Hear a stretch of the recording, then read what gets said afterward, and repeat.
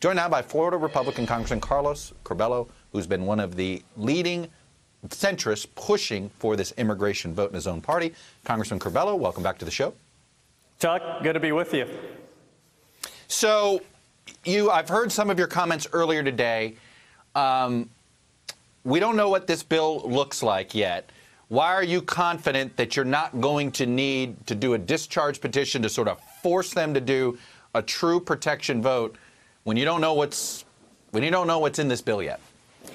Well, Chuck, two things. Number one, the discharge petition remains alive. And last night, when the Speaker announced that we would be having these votes, I made it a point to put out a statement telling colleagues we must remain committed to the discharge petition. The discharge petition is the driving force behind everything that's happening here on the Hill, and I'm grateful to my Republican and Democratic colleagues that have been a part of this effort. We are making a difference. You know that this issue about a month ago was dead in Congress. No one thought that immigration would have a chance at being debated and considered for the rest of this year.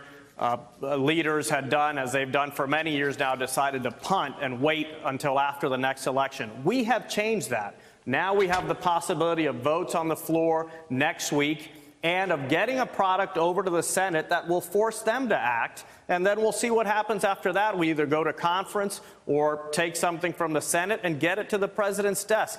This is what we have all been waiting for years. All right. What is Speaker Ryan has said a couple things. He wasn't going to put a bill on the floor that didn't have at least well, and I think number one is he wasn't going to put a bill on the floor that the president wouldn't sign.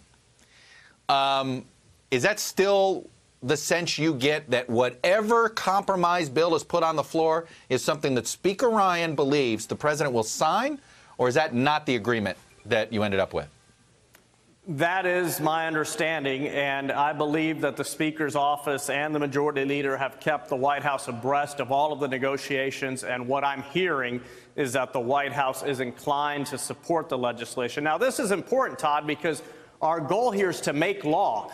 For members like me, the Dreamer issue is so important. We know that towards the end of the year, these young people could be exposed to deportation depending on how the court case goes.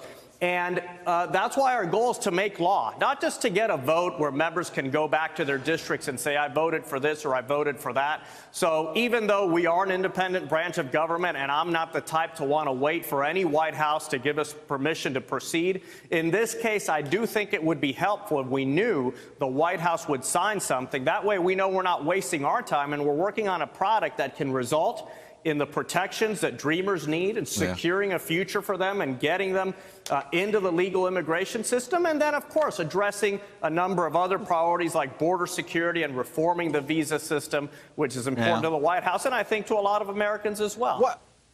I want to go back. Why didn't you, to keep the pressure on, actually get your 218 and then be willing to table it, but have it written down? Have it there so you tell Speaker Ryan, buddy, this compromise bill better be what we're saying, or we're filing it immediately. By being short of the number, aren't you losing some leverage? Well, no, because, Chuck, we'll still have the opportunity in July to discharge the rule that includes these four bills that we had proposed debating on the floor. We have 216 signatures. Those signatures are still on the petition.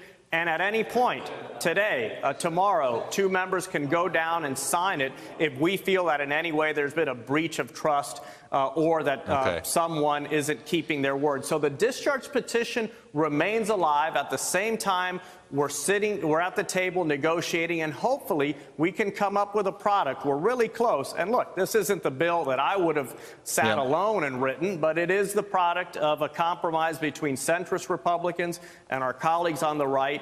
And hopefully we can get this done and have a win on immigration in our country for the first time since George W. Bush introduced this idea in 2005. Do you imagine that the compromise bill that you would be more inclined to support over Goodlatte, I assume that that's going to be the conservative alternative, but we'll see what. Do I assume that you would have to get Democratic votes in order to see it passed? And if so, then what do you do about Nancy Pelosi, who said today in a tweet, protecting Dreamers stands on its own merits. If Republicans plan to use Dreamers as a way to advance Donald Trump's xenophobic anti-immigrant agenda, they will get a fight from House Democrats. Did you take that as a threat that House Democrats may pull back on their support for your efforts? Because they've been very supportive of your efforts, Congressman.